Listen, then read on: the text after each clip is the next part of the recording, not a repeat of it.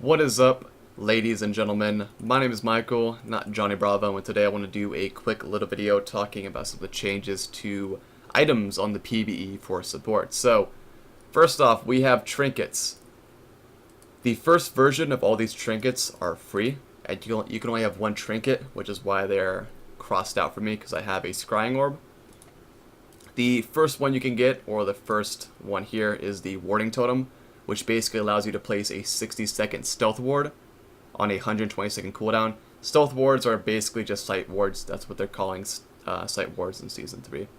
At level 9, this upgrades into a better version, so now that stealth ward lasts for 120 seconds rather than just 60. So basically it now has a 100% uptime.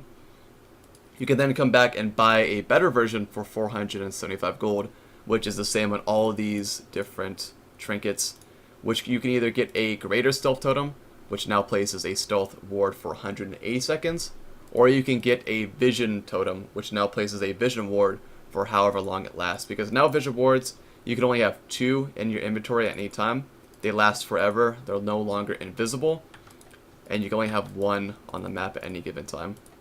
I think supports, if they're to buy the vision totems, will definitely go for the greater vision totem, just because you already have a sight stone most likely, and you can't place more than 3 stealth wards on the map at any time. So why would you invest your money into buying another version of the same thing you already have?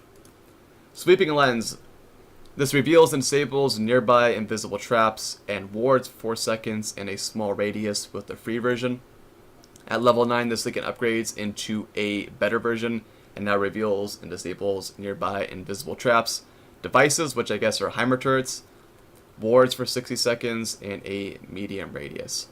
So it goes up in time, radius, and also adds devices to the mix. Oracle's Lens, you can upgrade into this after it upgrades to the level 9 version for 475 gold. It does the same thing, traps, wards, devices, 6 seconds, and a medium radius, but now also grants detection of nearby invisible units for 10 seconds. Scrying Orb.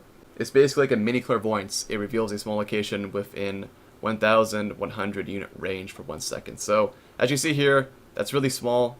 And if you can see the outline, it's basically about that big. It's really a short range on the first little version. It then upgrades to 2,000 units when you get to level 9 for 1 second.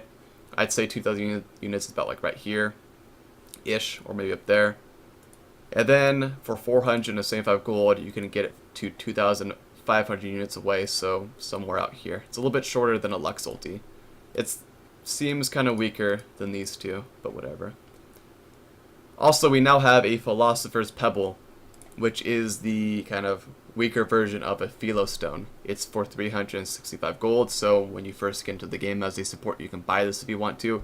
It now gives you 5 health per 5, 3 mana per 5, and also whenever an enemy or a nearby minion dies around you that you didn't kill, you get 2 gold every time that happens, which is quite nice. Philostone is the upgrade path for it, and now gives you 8 health per 5, 11 mana per 5, so the regen goes up a little bit from Season 2. It now gives you, or Season 3, it also now gives you 2 gold per 10 instead of the 5 per 10, and every time a minion dies around you that you didn't kill, you get 4 gold instead of the 2 earlier. And the Shurelya's is the same thing. You get all the Shurelya stuff, the active, the increased stats, the 2 gold per 10, and also the gold every time a minion dies around you. And then Kages is the same way. You have the Kages Lucky Pick still, but you also have a Kages Pick, which gives you 10 ability power, 3 mana regen per 10, which I think is, what, 1.5 per 5? That's how they're really going to do it. 2 gold per 10. It's also, again, 365 gold, and it also gives you the Pickpocket Mastery, or basically Mastery, which every time you do a basic attack against a champion, you'll get 4 gold, and it can't happen more than 10 seconds, and if you kill a minion, it disables the passive for 10 seconds. You can then upgrade this into a Kages Lucky Pick, which gives you 20 ability power, 7 mana regen per 10, again with the weird bullshit here, 4 gold per 10, and you now get the Spell Thief passive, which is spells and abilities against a champion will give you 8 gold, and you cannot have it go more than once per 10 seconds, per enemy at least, and then killing a minion disables it. So those are just some of the changes to some of the items on the PBE. It still seems like Kages is going to be better than a Philostone. That's just my weird kind of gut feeling. There's also Executioner's Emblem, which I'm not going to talk about because there's no real version of it right now. I'll just kind of link or kind of put on the screen to what these different things do so you can kind of read about it and such.